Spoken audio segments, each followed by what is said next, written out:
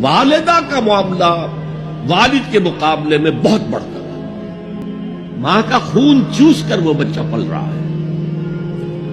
حملتہ امہ وہنا علی وہن، اسے اٹھائے رکھا اس کی ماں نے کمزوری پر کمزوری جھیل کر۔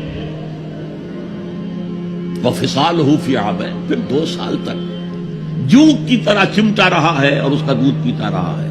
لہذا والدہ کا حق والد کے مقابلے میں ایک حدیث نبوی کی روح سے 3 گنا ہے۔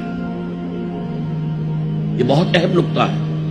یہ ایک حدیث میں آتا ہے کہ ایک صحابی نے حضور سے پوچھا، حضور میرے حسن سلوک کا اولین مستحق کون ہے؟ فرمایا تیری ماں۔ کہا ان کے بعد؟ فرمایا تیری ماں۔